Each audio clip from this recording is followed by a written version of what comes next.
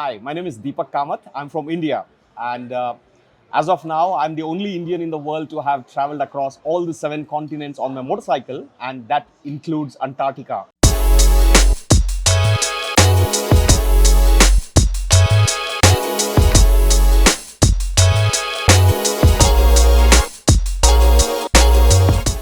Gambia is my 54th country border that I have crossed on my motorcycle, and I'm looking forward to some really beautiful experiences on my way ahead. After a terrible 2,000 kilometers behind me from the Guineas, the Guinea-Conakry and the Guinea-Bissau, a very short ride into Senegal got me into the border of this beautiful country, the Gambia. I've been here for the last 3 days and I'm out headed towards Dakar tomorrow. What I've really felt is the people are most welcoming. I believe the travel is all about connecting with people. I've really not had an opportunity to taste the local food because I have been busy trying to get my bike back to shape. My Bajaj Dominar has really taken a beating while riding across Zerekore to Conakry to Bissau, and it's been really a blessing to be in a country where the roads are good, the people are nice, the weather is fabulous. I mean, I really didn't know that Gambia has got such fabulous weather. So it's a wholesome package and I'm really enjoying my stay here. Indian in me, I'm so happy that I've been connected with my local community right from the time I entered Botswana. I'm so glad that the Indian community has bridged me a connect into every country from there on. The Honorary Consul General of India to Gambia, Mr. Ram Mohan, has been on top of things ever since he was looped into an email that I would be coming, and this is probably more than a couple of months back. He's been on top of things and he's been speaking to the Indian community here. Mr. Nikki of Regal Apartments has been kind enough to host me here. Chris, who is the dealer principal of Bajaj Motorcycle, has been kind enough to offer his workshop so that I could get my bike back to shape. There are a lot of Indians that I've been meeting. I'm getting so confused with names because there are so many people who are actually wanting to help, and that makes a lot of difference for a traveler in me. It's like I'm in a home away from home, dining at some of the finest restaurants that this city has got, the Yasmina, the Saffron, Mango, Vineyard. I can go on. Well, when I started this trip back in South Africa, my main objective of this adventure was to start from the southernmost tip of the African continent, which is Cape Agulhas, going all the way to Tangier, which is one of the northernmost tip of the African continent, getting into Tarifa, which is the southernmost tip of the continental Europe, and riding all the way to the northernmost tip of the European continent, which is Nordkap. Now, amidst all this travel, I am also targeting to reach my 75th country border by the time I end this ride in Turkey sometime in August, simply to commemorate 75 years of our Indian independence. We are celebrating Azadi Ki Amrit Mahotsav, which is celebration of 75 years of Indian independence. And I think I'm at 54. I need another 21. I'm gonna get it. Well, I believe people should not be looking at big motorcycles for their travels. Travel light, travel small. And incidentally, I believe the 400 to 600cc segments is mostly the right platform for taking on your travels. But having said this, there are people who are doing around the world in a 90cc motorcycles. Some people are even cycling, so I don't even want to go there. But for me as a traveler, I believe the 400cc segment has been absolutely perfect, a perfect fit.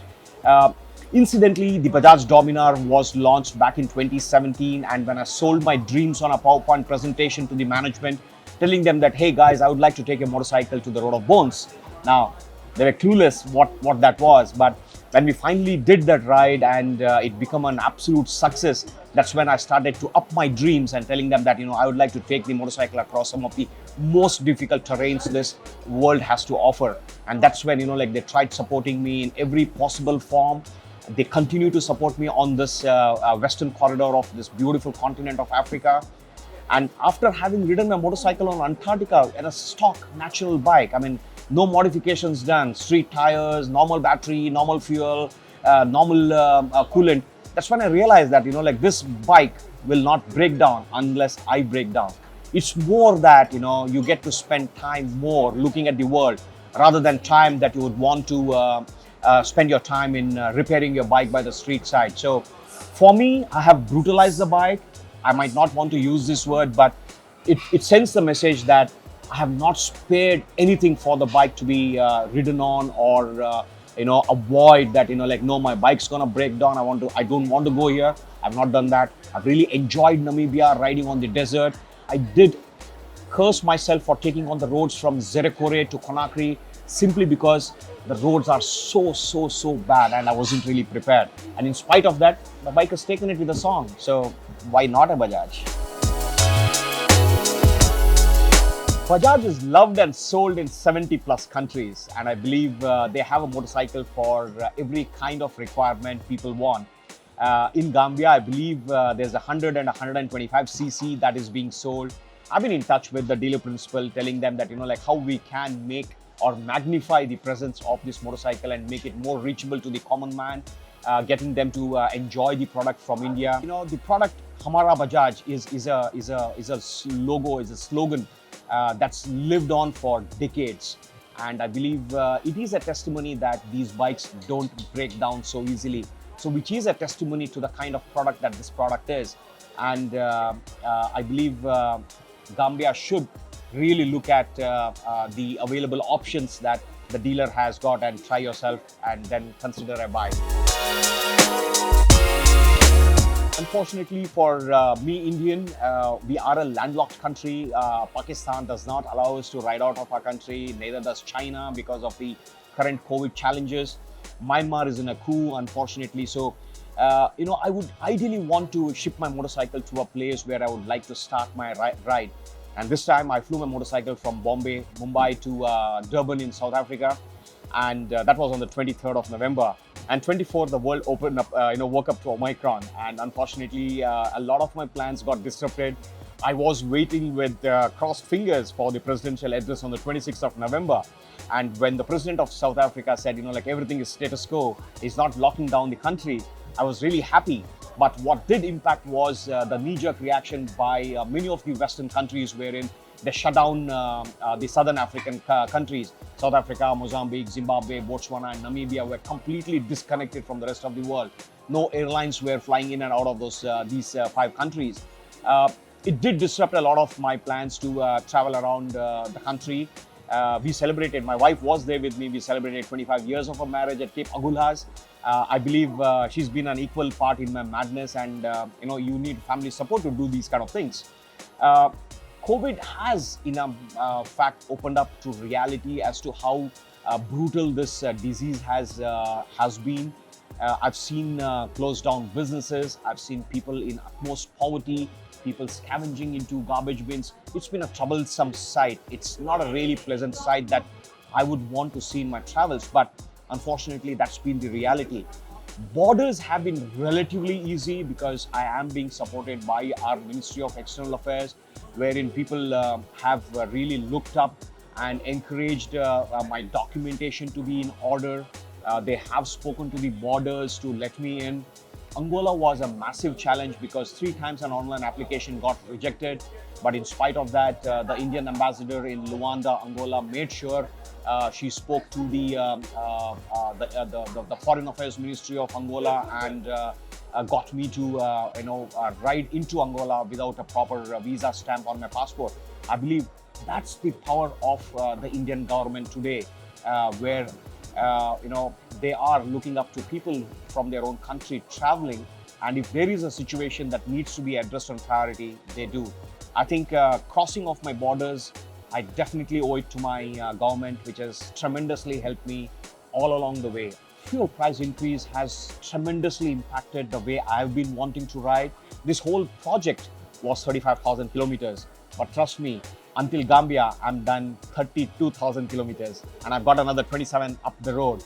I tell people, Africa is a continent and you should go where it takes you. You cannot land into Africa and say, this is what I want to do. No, The continent's going to tell you, this is a place that I want you to visit. You must go.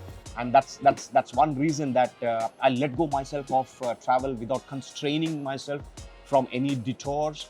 And that's kind of impacted the budgetary planning as well. And to make matters even worse, the Ukraine and the Russian war has not helped anyone.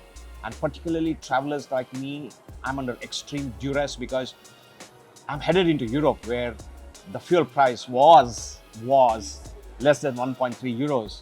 But today I'm looking at about 2.8 plus euros or even more, or probably even a little less than 2.8. But I'm looking at something, almost 125% hike. Where am I going to get that money from? I don't know. For this, I believe documentation is the key success. Motorcycle, you can choose anything that you want, but trust me guys, the smaller the motorcycle, the better you enjoy, because you are trouble-free of being scared of dropping the bike and not being able to pick up. Thankfully, I've not dropped my bike all along so far, and I think that spells how experienced a rider I am, but I'm not trying to blow my own trumpet. I'm telling you, I'm using a lighter bike, so that's been the success. But I really encourage people to get yourself a carnet de passage, because I know for a fact that a lot of people rely and want to take a local document at the borders. Since COVID, there's been a lot of change in protocol. Visas are not that easy for you to get, even though you have an European passport or an American passport. It helps for you to do a little bit of a background and study about how you can get a visa ahead of your travel along these countries, so that you have a seamless border crossing. Last but not the least, give yourself a lot of time with the locals. I purposefully tell people, I switch myself out from politics and religion. These are not topics for travelers like us. But what is really necessary is for us to understand the African community. These are poor countries. If your budget permits, leave $1 or $2 as a tip and see the smile on their face. And as far as possible, stop by the roadside and enjoy your fruits or vegetables that you want to buy. You make a lot of difference. The big hotels are well off. They have other means to fund their running, the functioning. But the small ones are ones that really look forward to help from travelers like us. We can afford to give $1 or $2 as a tip. I think that makes a huge difference for these countries that I've traveled. It's really nice. You must take time. Time is the key for you to enjoy your travel across the western corridor of Africa.